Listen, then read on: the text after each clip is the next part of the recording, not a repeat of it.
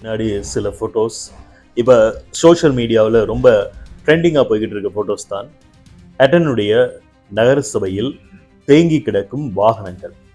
பொதுவாக குப்பைகளோடு குப்பையாக கிடக்கும் அந்த வாகனங்கள் பற்றிய ஒரு செய்தி.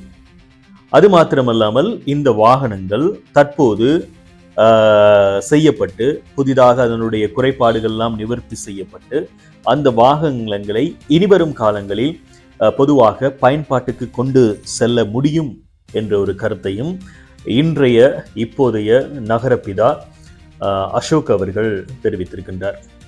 பொதுவாக இவ்வளவு காலமும் இந்த வாகனங்கள் அதே குப்பைக்குழியில் கிடப்பில் தான் கிடந்திருக்கிறது. பொதுவாக சொல்லப்போனால் நகர சபைக்கு பின்புறத்தில் குப்பைகள் சேமித்து வைக்கப்படும் இடமாக இருக்கிறது. எனவே அந்த குப்பைகள் சேமிக்கப்படும் களஞ்சியத்து சாலையில் தான் தற்போது இந்த வாகனங்களும் நிறுத்தி வைக்கப்பட்டிருக்கிறது, குப்பைகளோடு குப்பைகளாக. பொதுவாக பயன்பாட்டிற்கு உகந்த முறையில் இல்லை என்ற அடிப்படையிலே அவை அங்கே நிறுத்தி வைக்கப்பட்டிருந்தது. அதில் சின்ன சின்ன கோளாறுகள் தான் இருந்ததாக எங்களுக்கு தெரிவித்திருக்கின்றார் ஹட்டன் நகர சபையினுடைய நகரப்பிதா அசோக் அவர்கள். பொதுவாக இன்னும் அவர்கள் நகர சபைக்குள் சென்று தங்களுடைய தொழிலை இன்னும் பாரம் எடுக்காத நிலையில் கூட அந்த ஒரு சேர்ல உட்காரத்துக்கு முன்னாடியே தற்போது தேசிய மக்கள் சக்தியினுடைய பிரதேச சபை உறுப்பினர்களாக இருக்கட்டும், அதே போன்ற ஹட்டனை பொறுத்தவரையில் நகர சபை உறுப்பினர்கள் தங்களுடைய கடமைகளை ஆரம்பித்து விட்டார்கள் என்றுதான் சொல்லலாம். அதே போன்று நகரப்பிதா அசோக் அவர்களும் கூட தன்னுடைய கடமையை ஆரம்பித்திருக்கிறார். இவர்களுடைய சொந்த செலவில் தான் இப்போது அந்த விடயங்கள் செய்யப்பட்டு கொண்டிருக்கிறது. ஆனால் நகர சபையை பொறுத்தவரையில் ஏராளமான பணங்கள் அங்கு வாய்ப்பில் இருக்கிறது, செலவழிக்கப்படாமல் இருக்கிறது. அபிவிருத்திகளுக்கு செய்திருக்கலாம் அந்த பணத்தை வைத்து, ஆனால் அந்த பணத்தை வைத்து அபிவிருத்திகள் செய்யப்படாமல் இப்பவும் அப்படியே இருக்கிறது என்பதனை எங்களுடைய நகரப்பிதா அவர்கள் என்னோடு பேசிக்கொண்டிருக்கும் போது சொன்ன ஒரு விடயம்.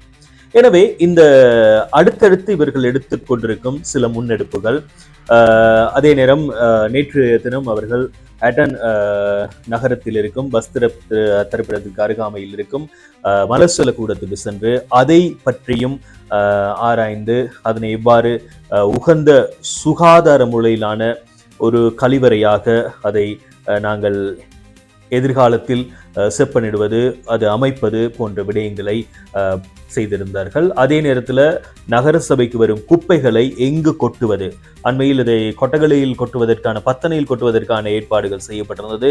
ஆனால் அதுவும் கூட சில பேருடைய தலையீட்டின் காரணமாக அங்கு கொட்டுவதற்கு இடம் அளிக்கப்படவில்லை.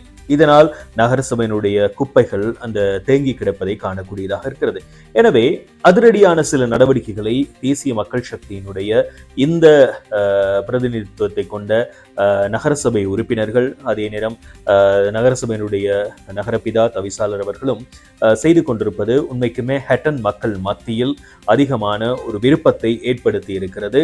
எனவே இவ்வாறான நிலைகள் எதிர்காலத்திலும் நிச்சயமாக நடக்க வேண்டும். பொதுவாக தேங்கி கிடக்கும் இந்த வாகனங்கள் மீண்டும் பாவனைக்கு வருவதன் மூலமாக ஹட்டன் பகுதியில் இருக்கிற நகர்ப்புறங்களில் இருக்கும் குப்பைகளை இலகுவாக கொண்டு செல்வதற்கு ஏதுவாக இருக்கும். அதே நேரம் பாதைகள் தற்போது சீரமைக்கப்பட்டு கொண்டிருப்பது, பாதைகள் செப்பனிடப்பட்டு கொண்டிருப்பதை காணக்கூடியதாக இருக்கிறது.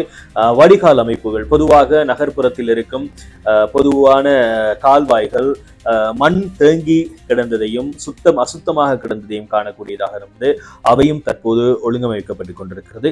எனவே பொதுவான ஒரு நல்ல வேலை திட்டத்தை இந்த கிளீன் ஸ்ரீலங்கா மூலமாக இந்த ஹட்டன் நகரப்பிதா அவர்கள் கொண்டு செல்வது வரவேற்கத்தக்க ஒரு விடயம். எனவே இந்த வேலைப்பாடுகள் இன்னும் சிறப்பாக அமைய வேண்டும் என்று எங்களுடைய குரல் மேக்ஸ் செய்தியும் வாழ்த்துக்களை தெரிவித்துக் கொள்கின்றது. பொதுவாக இன்னும் நிறைய விடயங்கள் மலையகத்தில், அதுவும் ஹட்டன் பகுதிகளில் காணப்படுகிறது. அசுத்தமின்மையாக இருக்கட்டும், அதே நேரம் பொதுவாக நகர்ப்புறத்தினுடைய பல வேலை திட்டங்களை முன்னெடுக்க வேண்டியிருக்கிறது.